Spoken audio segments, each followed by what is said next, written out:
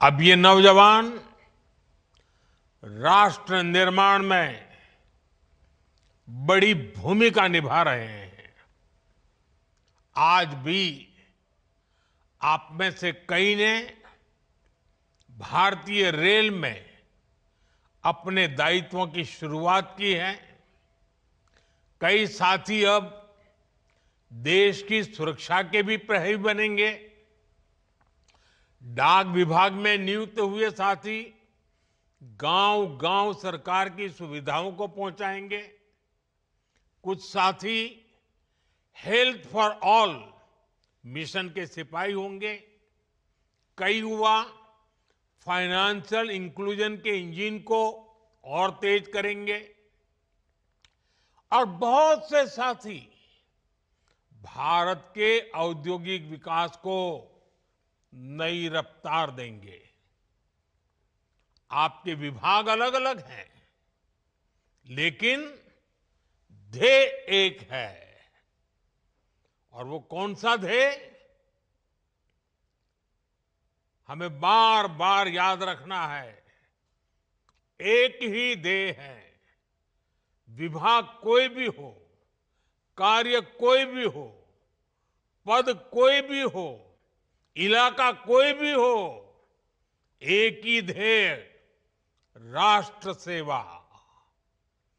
सूत्र एक, नागरिक प्रथम, सिटीजन फर्स्ट। आपको देश के लोगों की सेवा का बहुत बड़ा मंच मिला है। मैं आप सभी युवाओं को जीवन के महत्वपूर्ण पड़ाव पर इतनी बड़ी सफलता के लिए बहुत बहुत बधाई देता हूं। आपकी इस नई यात्रा के लिए मेरी तरफ से आपको बहुत बहुत शुभकामनाएं हैं। साथियों, आज दुनिया मान रही है कि भारत के पास दो असीमित शक्तियां हैं। एक डेमोग्राफी, दूसरी डेमोक्रेसी, यानी सबसे बड़ी युवा आबादी और सबसे बड़ा लोकतंत्र। युवाओं का यह सामर्थ्य हमारी भारत के उज्जवल भविष्य की सबसे बड़ी पूंजी भी है और सबसे बड़ी गारंटी भी है। और हमारी सरकार इसी पूंजी को समृद्धि का सूत्र बनाने में दिन रात जुटी है। आप सबको पता है, 2 दिन पहले ही मैं 5 देशों की यात्रा कर करके लौटा हूं। हर देश में भारत की युवा शक्ति की गूंज सुनाई दी। इस दौरान जितने भी समझौते हुए हैं, उनसे देश और विदेश दोनों जगह भारत के नौजवानों को फायदा होना ही है। Defence, pharma, digital technology, energy, rare earth, minerals, ऐसे कई सेक्टर्स, ऐसे सेक्टर्स में हुए समझौतों से भारत को आने वाले दिनों में बहुत बड़ा फायदा होगा। भारत के मैन्युफैक्चरिंग और सर्विस सेक्टर को बहुत बल मिलेगा। साथियों, बदलते हुए समय के साथ 21वीं सदी में नेचर ऑफ जॉब भी बदल रहा है। नए नए सेक्टर्स भी उभर रहे हैं। इसलिए बीते दशक में भारत का जोर अपने युवाओं को इसके लिए तैयार करने का है और इसके लिए अहम निर्णय भी लिए गए हैं। आधुनिक जरूरतों को देखते हुए आधुनिक नीतियां भी बनाई गई हैं। स्टार्टअप्स, इनोवेशन और रिसर्च का जो इकोसिस्टम आज देश में बन रहा है, वो देश के युवाओं का सामर्थ्य बढ़ा रहा है। आज जब मैं नौजवानों को देखता हूं कि वे अपना स्टार्टअप शुरू करना चाहते हैं, तो मेरा भी आत्मविश्वास बढ़ जाता है। और अभी हमारे डॉक्टर जितेंद्र सिंह जी ने स्टार्टअप के विषय में विस्तार से कुछ आंकड़े भी बताए आपको सामने। मुझे खुशी होती है कि मेरे देश का नौजवान बड़े विजन के साथ, तेज गति से, मक्कमता के साथ आगे बढ़ रहा है। वो कुछ नया करना चाहता है। साथियों, भारत सरकार का जोर प्राइवेट सेक्टर में रोजगार के नए अवसरों के निर्माण पर भी है। हाल ही में सरकार ने एक नई स्कीम को मंजूरी दी है, एम्प्लॉयमेंट लिंक इंसेंटिव स्कीम। इस योजना के तहत सरकार प्राइवेट सेक्टर में पहली बार रोजगार पाने वाले युवा को 15,000 रुपये देगी। यानी पहली नौकरी की पहली सैलरी में सरकार अपना योगदान देगी। इसके लिए सरकार ने करीब 1,00,000 करोड़ रुपए का बजट बनाया है। इस स्कीम से लगभग 3.5 करोड़ नए रोजगार के निर्माण में मदद मिलेगी। साथियों, आज भारत की एक बहुत बड़ी ताकत हमारा मैन्युफैक्चरिंग सेक्टर है। मैन्युफैक्चरिंग में बहुत बड़ी संख्या में नई नई जॉब्स बन रही है। मैन्युफैक्चरिंग सेक्टर को गति देने के लिए इस वर्ष के बजट में मिशन मैन्युफैक्चरिंग की घोषणा की गई है। बीते सालों में हमने मेक इन इंडिया अभियान को मजबूती दी है। सिर्फ पीएलआई स्कीम से उससे ही 11 लाख से अधिक रोजगार देश में बने हैं। बीते सालों में मोबाइल फोन और इलेक्ट्रॉनिक सेक्टर का अभूतपूर्व विस्तार हुआ है। आज करीब 11 लाख करोड़ रुपए की इलेक्ट्रॉनिक्स मैन्युफैक्चरिंग हो रही है। 11 लाख करोड़। इसमें भी बीते 11 साल में 5 गुना से भी अधिक वृद्धि हुई है। पहले देश में मोबाइल फोन मैन्युफैक्चरिंग की 2 या 4 यूनिट थी, सिर्फ 2 या 4। अब मोबाइल फोन मैन्युफैक्चरिंग से जुड़ी करीब करीब 300 यूनिट्स भारत में है और इसमें लाखों युवा काम कर रहे हैं। वैसा ही एक और क्षेत्र है और ऑपरेशन सिंदूर के बाद तो उसकी बहुत चर्चा भी है, बड़े गौरव से चर्चा हो रही है, और वो है डिफेंस मैन्युफैक्चरिंग। डिफेंस मैन्युफैक्चरिंग में भी भारत नए रिकॉर्ड्स बना रहा है। हमारा डिफेंस प्रोडक्शन 1.25 करोड़ रुपए से ऊपर पहुंच चुका है। भारत ने एक और बड़ी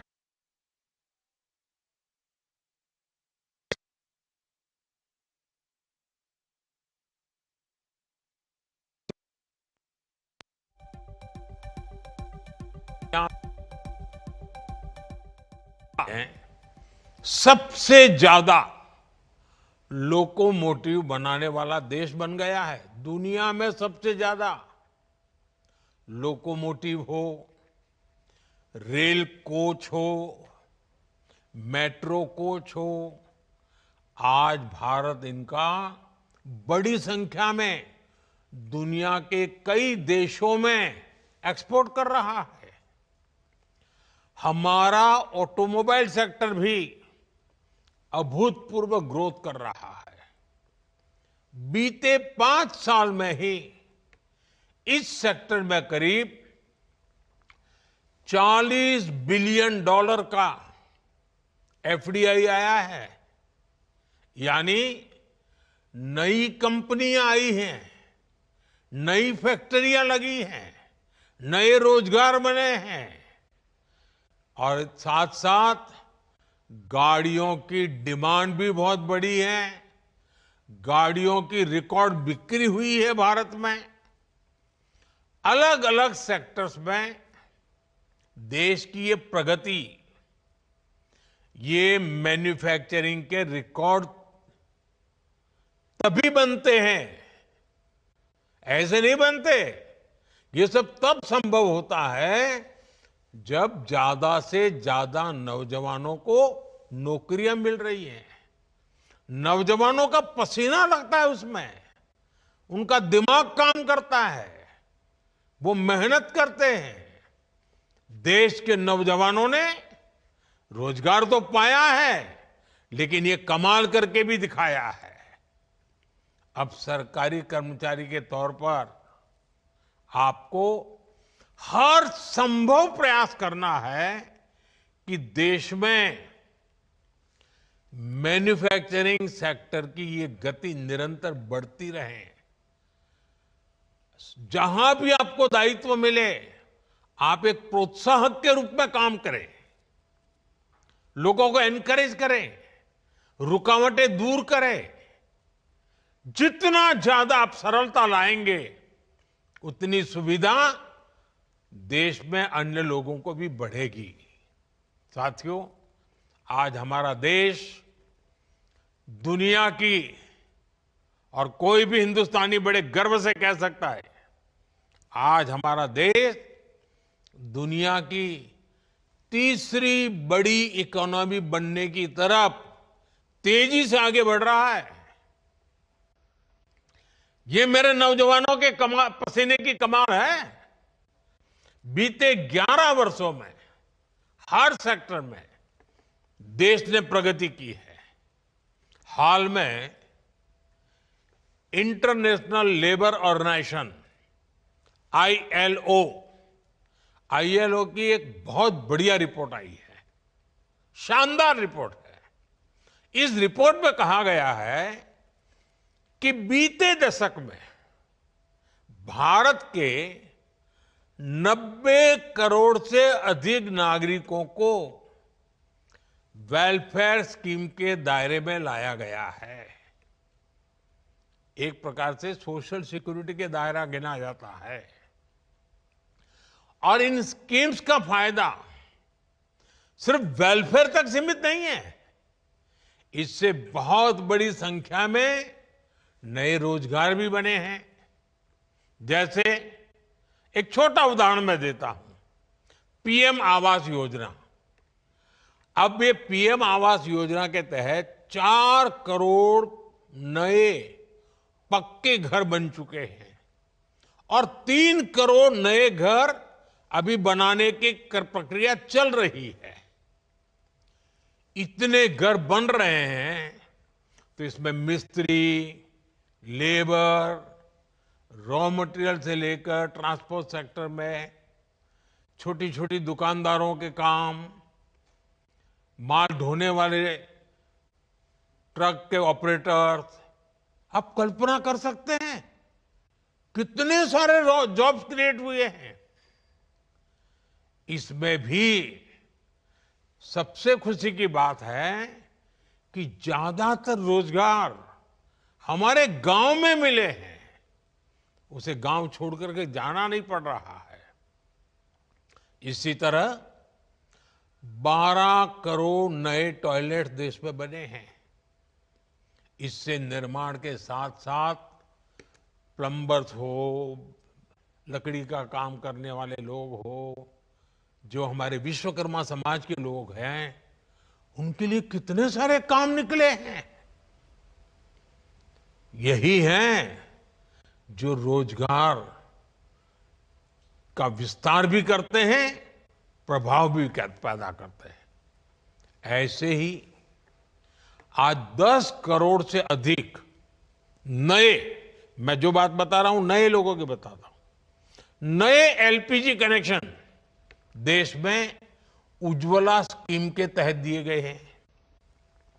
अब इसके लिए बहुत बड़ी संख्या में बॉटलिंग प्लांट्स बने हैं। गैस सिलेंडर बनाने वालों को काम मिला है, उसमें भी रोजगार पैदा हुए हैं। गैस सिलेंडर की एजेंसी वालों को काम मिला है।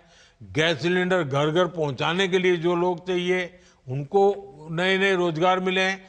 आप एक एक काम लीजिए, कितने प्रकार के रोजगार के अवसर पैदा होते हैं। इन सारी जगहों पर लाखों लाखों लोगों को नए रोजगार मिले हैं। साथियों, मैं एक और योजना की भी चर्चा करना चाहता हूं। अब आपको पता है ये योजना तो यानी कहते हैं ना, पांचों उंगली घी में, या तो कहते हैं कि दोनों हाथ में लड्डू, ऐसी है पीएम सूर्यघर मुफ्त बिजली योजना। सरकार आपके घर की छत पर यानी रूफटॉप सोलर प्लांट लगाने के लिए एक परिवार को एवरेज करीब करीब 75,000 रुपए से भी ज्यादा दे रही है। इससे वो अपने घर के छत के ऊपर सोलर प्लांट लगाता है। एक प्रकार से उसका घर की छत बिजली का कारखाना बन जाती है, बिजली पैदा करता है और वो बिजली खुद भी उपयोग करता है। ज्यादा बिजली है तो बेचता है। इससे बिजली का बिल तो जीरो हो रहा है, उसके पैसे तो बच ही रहे हैं। इन प्लांट्स को लगाने के लिए इंजीनियर्स की जरूरत पड़ती है, टेक्नीशियन की जरूरत पड़ती है, सोलर पैनल बनाने के कारखाने लगते हैं, रॉ मटेरियल के लिए कारखाने लगते हैं, उसको ट्रांसपोर्टेशन के लिए लगते हैं, उसको रिपेयर करने के लिए भी पूरी एक नई इंडस्ट्री तैयार हो रही है। आप कल्पना कर सकते हैं, एक एक स्कीम लोगों का तो भला कर रही है, लेकिन लाखों लाखों नए रोजगार इसके कारण पैदा हो रहे हैं। साथियों, नमो ड्रोन दीदी अभियान ने भी बहनों बेटियों की कमाई बढ़ाई है और ग्रामीण क्षेत्र में रोजगार के नए मौके भी बनाए हैं। इस स्कीम के तहत लाखों ग्रामीण बहनों को ड्रोन पायलट की ट्रेनिंग दी जा रही है। उपलब्ध जो रिपोर्ट्स हैं ये बताती हैं कि हमारी ये ड्रोन दीदी, हमारी गांव की माताएं बहनें खेती के एक सीजन में ही ड्रोन से खेती में जो मदद करती हैं, उसका जो कॉन्ट्रैक्ट पर काम लेती हैं, एक एक सीजन में लाखों रुपए कमाने लग गई है। इतना ही नहीं, इससे देश में ड्रोन मैन्युफैक्चरिंग से जुड़े नए सेक्टर को बहुत बल मिल रहा है। खेती हो या डिफेंस, आज ड्रोन मैन्युफैक्चरिंग देश के युवाओं के लिए नए अवसर बना रहा है। साथियों, देश में 3 करोड़ लखपति दीदी बनाने का अभियान जारी है। इनमें से 1.5 करोड़ लखपति दीदी बन भी चुकी हैं। और आप तो जानते हैं लखपति दीदी के मेरे का मतलब है 1 साल में कम से कम 1 लाख रुपए से अधिक उसकी आय होनी चाहिए। और एक बार नहीं, हर वर्ष होती रहनी चाहिए। वो है मेरी लखपति दीदी, 1.5 करोड़ लखपति दीदी। अब आप देखिए, गांव में जाएंगे तो आपको कुछ बातें सुनने को मिलेगी। बैंक सखी, बीमा सखी, कृषि सखी, पशु सखी, ऐसी अनेक स्कीम्स में भी हमारे गांव की माताओं बहनों को भी रोजगार मिला है। ऐसे ही पीएम स्वनिधि योजना के तहत पहली बार रेहड़ी ठेले फुटपाथ पर काम करने वाले साथियों को मदद दी गई।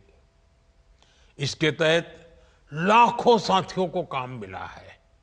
और डिजिटल पेमेंट के कारण आजकल तो हमारे हर रेहड़ी पटरी वाला कैश नहीं लेता है, यूपीआई करता है। क्यों?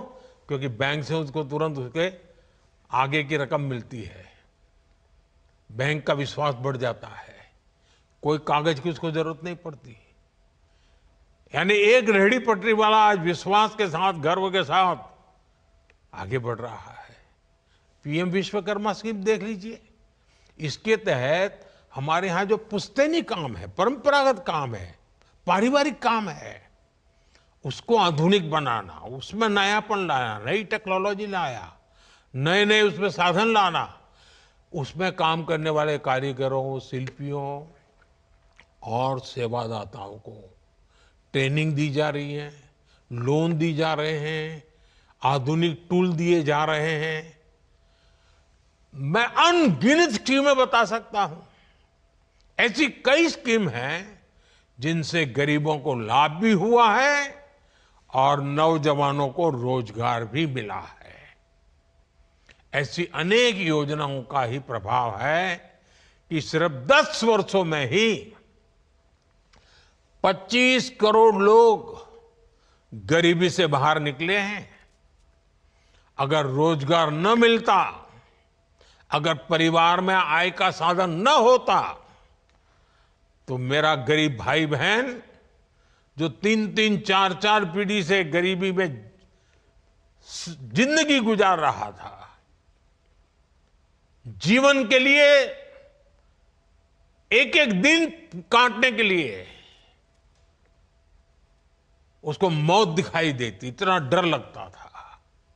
लेकिन आज वो इतना ताकतवर बना है कि मेरे 25 करोड़ गरीब भाई बहनों ने गरीबी को परास्त करके दिखाया, विजयी होकर के निकले हैं। और ये सारे मेरे 25 करोड़ भाई बहन जिन्होंने गरीबी को पीछे छोड़ा है ना, उनकी हिम्मत को मैं दाद देता हूं। उन्होंने सरकार की योजनाओं का लाभ उठा करके हिम्मत के साथ आगे बढ़े, रोते नहीं बैठे। गरीबी को उन्होंने उखाड़ के फेंक दिया, पराजित कर दिया। अब आप कल्पना कीजिए, अब इन 25 करोड़ का कितना नया आत्मविश्वास होगा। एक बार संकट से व्यक्ति निकल जाए ना, फिर नई ताकत पैदा हो जाती है। मेरे देश में एक नई ताकत ये भी आई है जो देश को आगे ले जाने में बहुत काम आने वाली है। और आप देखिए, ये सिर्फ सरकार कह रही है ऐसा नहीं है। आज वर्ल्ड बैंक जैसी बड़ी वैश्विक संस्थाएं खुल करके इस काम के लिए भारत की प्रशंसा कर रही है, दुनिया को, भारत को मॉडल के रूप में प्रस्तुत करती है। भारत को दुनिया के सबसे अधिक इक्वलिटी वाले शीर्ष के देशों में रखा जा रहा है। यानी असमानता तेजी से कम हो रही है, हम समानता की ओर आगे बढ़ रहे हैं। ये भी विश्व अब नोटिस कर रहा है। साथियों, विकास का जो ये महायज्ञ चल रहा है, गरीब कल्याण और रोजगार निर्माण का जो मिशन चल रहा है, आज से इसको आगे बढ़ाने का दायित्व आपका भी है। सरकार रुकावट नहीं बननी चाहिए, सरकार विकास की प्रोत्साहक बननी चाहिए। हर व्यक्ति को आगे बढ़ने का अवसर है, हाथ पकड़ने का काम हमारा है। और आप तो नौजवान हैं दोस्तों, आप पर मेरा बहुत भरोसा है। आपसे मेरी अपेक्षा है कि आप जहां भी दायित्व मिले, आप इस देश के नागरिक मेरे लिए सबसे पहले उसकी मदद, उसकी मुसीबतों से मुक्ति, देखते ही देखते देश आगे बढ़ेगा। आपको भारत के अमृत काल का सहभागी बनना है। आने वाले 20-25 साल आपकी कैरियर के तो महत्वपूर्ण है, लेकिन आप ऐसे कालखंड में हैं जब देश के लिए भी 25 वर्ष बहुत महत्वपूर्ण है। ये विकसित भारत के निर्माण के लिए अहम 25 वर्ष है। इसलिए आपको अपने काम, अपने दायित्व, अपने लक्ष्यों को विकसित भारत के संकल्प के साथ आत्मसात करना है। नागरिक देवो भव, ये मंत्र तो हमारी रगों में दौड़ना चाहिए, दिल दिमाग में रहना चाहिए, हमारे व्यवहार में नजर आना चाहिए। और मुझे पक्का विश्वास है दोस्तों, ये युवा शक्ति है, पिछले 10 साल में देश को आगे बढ़ाने में मेरे साथ खड़ी है। मेरे एक एक शब्द को देश की भलाई के लिए उन्होंने जो भी कर सकते हैं किया है, जहां है वहां से किया है। आपको मौका मिला है, आपसे अपेक्षाएं ज्यादा है, आपकी जिम्मेवारी ज्यादा है, आप करके दिखाएंगे, ये मेरा विश्वास है।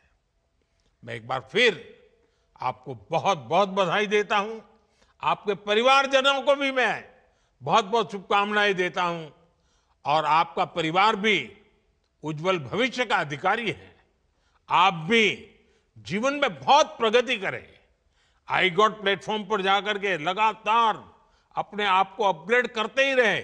एक बार जगह मिल गई, चुप पर बैठिए मत, बहुत बड़े सपने देखिए, बहुत आगे जाने के लिए सोचिए। काम कर करके, नया नया सीख करके, नया नया परिणाम ला करके प्रगति भी कीजिए। आपकी प्रगति में देश का गौरव है, आपकी प्रगति में मेरा संतोष है।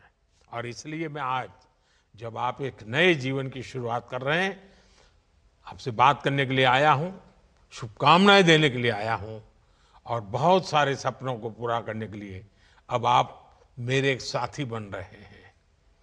मेरे एक निकट साथी के रूप में मैं आपका स्वागत करता हूं। आप सबको बहुत बहुत धन्यवाद, बहुत बहुत शुभकामनाएं।